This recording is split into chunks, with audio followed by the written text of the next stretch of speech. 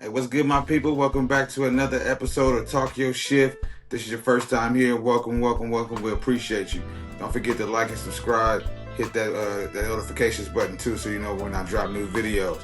Hey, but look, today is Talk Your Shift episode presented by RggiTV.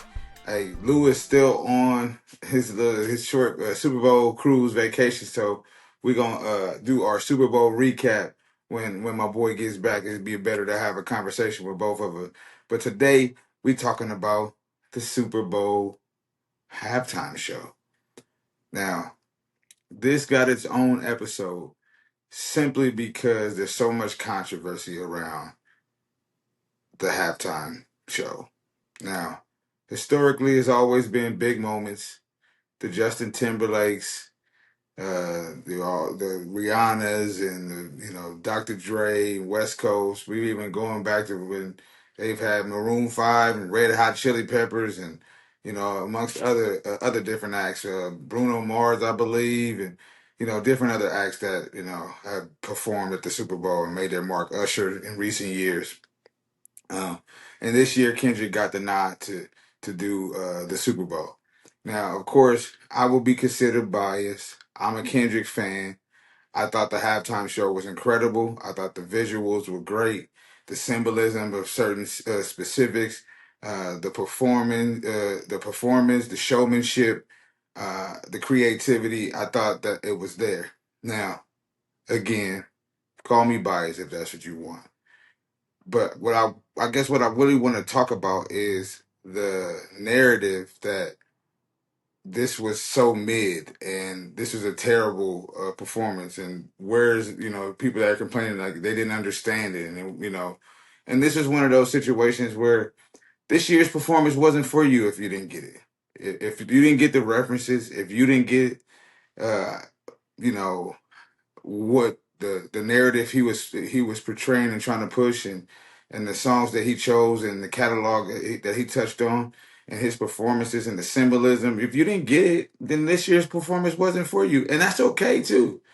The hate behind it is what it drove me to just kind of do a video on this because it's really unnecessary. It's like if Maroon 5 or Red Hot Chili Peppers perform, that's the year I'm doing something at halftime. It ain't my year. That wouldn't be my year for my performance. That reached a certain audience.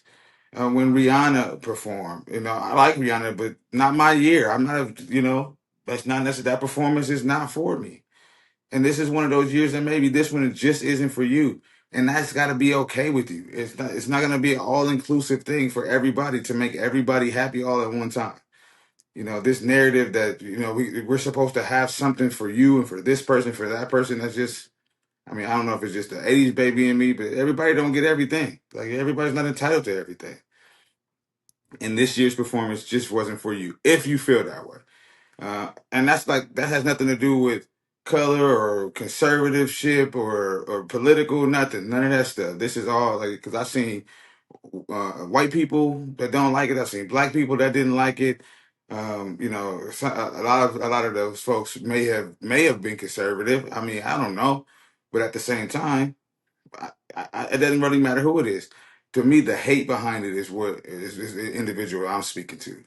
I mean, I feel like if you don't like something and you want to express it, okay, that's fine. But to make video after video slandering this man, talking crazy about him and what he did and how it's hateful and divisive and all this stuff, and it's like when that's not nowhere near the basis of what he's trying to do. And a lot of times it's like whenever a person has a narrative to put black people first, to put the black experience and speak their voice of what they've experienced out of their life, and bring it to life with creativity and imagery, then a lot of times that's hated on. And that is something that you got to deal with inside alone. As far as putting that out to the world, it's not even necessary. Just take a walk. Go do something on this halftime break. Get the itty bitty weenies prepared. Go get a slab of some ribs or something. Refill the chips and dip. Find something else to do. Move around. And then maybe next year your performance it'll be more tailored to what you might like. And for those that a lot of those what it is really, hate on the West Coast. And we've been dealing with that for forever. It seemed like we can give love to those when they up, when they're going through their heights and when they're on and all the different areas, Midwest and South and East. But they can never when a West Coast person is represented, it's never love. It seems like there's always some little underlining. Wayne should have did this, who should have performed, and all this stuff. You know, I feel like that narrative is divisive, and if it ain't for you, then it ain't for you. Move on. No, it's no harm, no foul. Nobody's upset with you about it. But the fact that you got to always have something negative to say is usually where the problem lies. But you know, I really just wanted to talk and chat real quick about that because that's kind of where I'm coming from on this episode in regards to just the Super Bowl. But his performance, the choreography, uh, the placement of the timing of the cameras and Samuel L. Jackson and his delivery and performance and representation of Uncle Sam. I just think it was all well thought out and well put together. And what part of that wouldn't a person that loves art want to be a part of? Like, why wouldn't you want to share, to want that to be exposed and to be pushed out? So, that's really what it is. You know what I mean? That's just my short little synopsis of the Super Bowl performance, the halftime performance, man. Like I said, I appreciate Kendrick. I appreciate him for what he do. I appreciate him for always trying to push the narrative.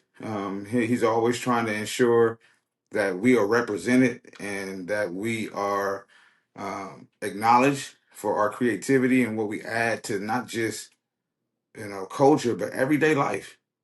You know what I mean? And I think he wants to highlight that, every chance he gets while he's on Earth. And that man needs to be protected at all costs. That's all I got for y'all. Appreciate y'all. Hey, last before I get out of here, I like to always step in and just speak out to those individuals dealing with any mental health issues, any weird thoughts, any crazy things that's going on. Just know that you got a spot here where you can talk about it. We can chat about it. You can always drop your name in the comments. We can always talk about this hashtag mental health. Hey, we can reach out through DMs or whatever it is, man. But we love y'all. We appreciate y'all support. We appreciate everybody, tapping in and giving us, encouraging words. And we're gonna keep going. But that's all we got. I appreciate it. I'm out.